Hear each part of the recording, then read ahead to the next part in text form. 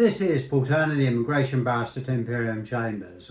It's Monday and some breaking immigration news, though, and it's quite important news, which is that the Home Office has issued new coronavirus updates for migrants. This is one of my regular up-to-the-minute, or as close as I can get, updates onto what concessions, or lack of them, that the Home Office have made during this pandemic. These changes are important, so please watch. I know it's not the most interesting or exciting of subjects, but if you are in the United Kingdom, you do need to pay attention.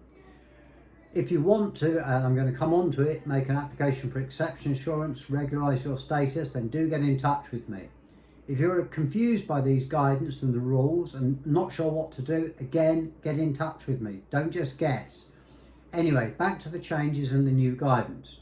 The starting point is that the Home Office are now saying firmly that you should either leave the United Kingdom as soon as possible, which is laughable in some respects given the lack of flights and lack of closed airports, but there it is, or regularise your status in the United Kingdom and do it as soon as possible. And this is where I can actually help, and I will help if at all possible.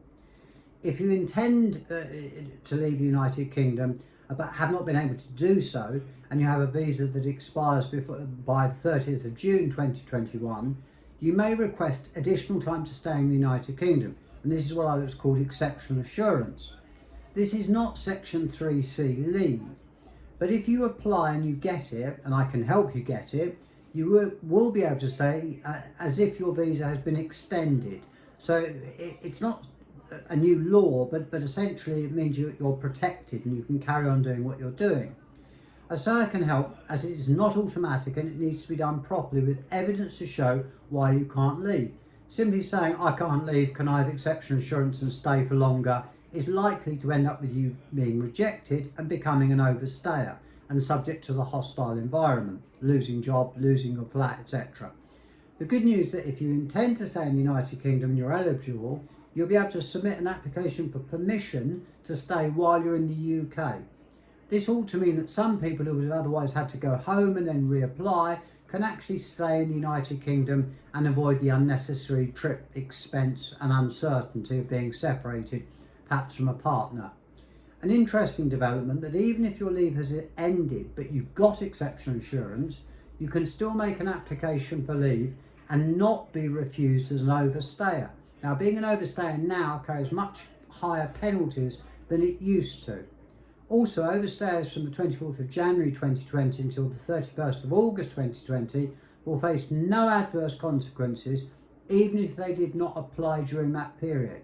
However, you must now either apply for exception insurance, regularise your status, or leave the UK. Despite government warnings to stay at home, you can still access visa centres as they are classed as an essential service. So staying at home or keeping your head down and saying I couldn't do anything because of COVID and coronavirus is not going to help you, because the government treat us immigration lawyers and migrants as being part of an essential service. Turning to Tier 1 entrepreneurs, they will no longer need to show 2 people for 12 consecutive months. The 12-month period that can be made up of different people in different months, but it must be the equivalent to 2 full-time jobs. If you have a start-up visa and your business has been disrupted, you can apply for an extra 12 months on your visa. The purpose of this is that it will allow your start-up visa to go beyond the normal 2-year period, so you can continue developing your business alongside your agreed business plan. Good news again is for Tier 4 people, Tier 4 students, or Tier 4 work permit people, or people that have made applications under Tier 4 or Tier 2, is that you can start work or start studying whilst your application is pending. So there's no need to wait for the Home Office. There are still, thankfully, concessions for the NHS, but they're not as generous or as long as they used to be. If you work in healthcare and your visa expires between the 1st of October 2020 and 31st of March, you may be eligible for a free extension to your visa. If you're eligible, your dependents, partner and children up to 18, could also get their visas extended for a year. And of course, they've extended the exception so that you won't have to pay the immigration health surcharge, which will be ridiculous in any event. However, the change is coming, which is that if your visa is due to expire after the 31st of March, or you are changing employer, you cannot extend your visa for free. So they're starting to cut back on NHS, which is, again, mean-spirited, given the trouble the country's been in.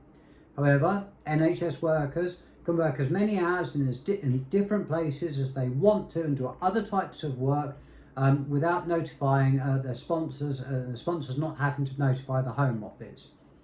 That's a summary of the changes as they are. The major change is this now reliance on exception assurance and the way it will protect your rights to remain in the United Kingdom. So if you do intend to stay in the United Kingdom, either because you can't leave or you're looking to make an application, you must make an application for exceptional assurance, or you'll risk becoming an overstayer and subject, as I've said, to the hostile environment, which could mean losing your job, losing your right to rent, losing your driving licence, being imprisoned, being removed from the United Kingdom. So it is vital that you do not just stick your head in the sand, but engage with the Home Office. Like I've said before, if you want to, get in touch with me. So in short, either apply for exception insurance, apply to regularise your stay, leave, or you'll become an overstayer.